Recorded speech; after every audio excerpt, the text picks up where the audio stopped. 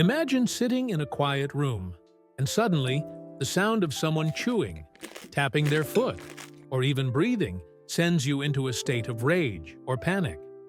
For most of us, these everyday noises might be mildly annoying, but for people with misophonia, they can be unbearable. Welcome to the world of misophonia, a little-known but very real neurological disorder. Misophonia, which literally means hatred of sound, is a condition where specific sounds trigger intense emotional reactions. These sounds, often referred to as trigger sounds, are usually related to repetitive human activities like chewing, pen clicking, or even breathing. While these sounds seem harmless to most, for someone with misophonia, they can lead to feelings of rage, anxiety, or even panic. What causes misophonia? Scientists believe it's related to the way the brain processes sound. People with this condition have heightened connections between the auditory system and the limbic system, the part of the brain responsible for emotional responses. This means that what might be a small noise to you could feel like an overwhelming intrusion to someone with misophonia. To understand just how life-altering misophonia can be, let's look at the story of Kelly, a 35-year-old woman who has struggled with this condition for most of her life. For Kelly, simple sounds like her husband chewing food or her co-workers tapping on keyboards trigger intense anger and anxiety. The worst part, she knows these reactions are irrational, but she can't control them. At home, Kelly tries to avoid family meals.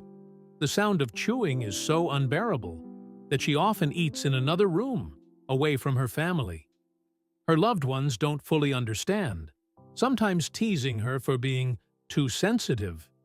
But for Kelly, it's not about being picky, it's about survival. Without her noise-canceling headphones or some distance, she feels like she's going to explode from the inside out. Misophonia isn't just about being annoyed by sounds. It's about having an extreme emotional reaction, one that can interfere with relationships, work, and daily life. Kelly often feels embarrassed by her reactions, but the emotional intensity is real. The urge to escape the sound is so powerful that she often has to leave situations entirely, retreating to the safety of silence. Misophonia is still a relatively new area of research, and doctors are working to understand why some people have such intense reactions.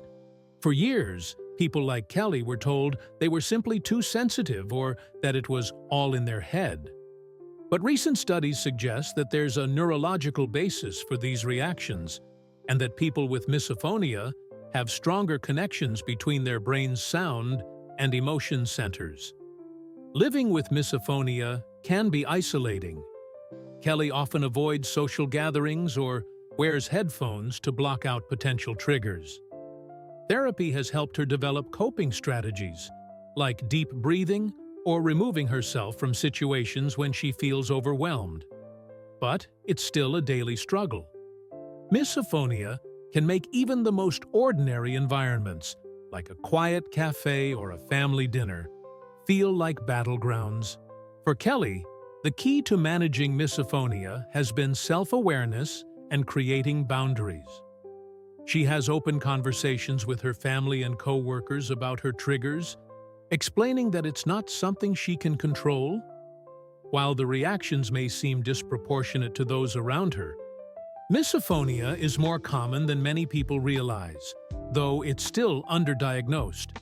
Experts estimate that between 6 to 20% of the population may experience some form of sound sensitivity, with a smaller percentage having full-blown misophonia.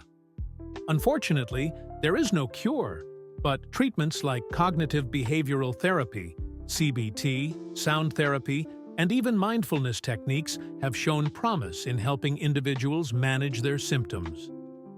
The next time you hear a repetitive sound that doesn't bother you, think of Kelly and those who live with misophonia. For them, the world is a little louder and much more challenging than we might ever imagine.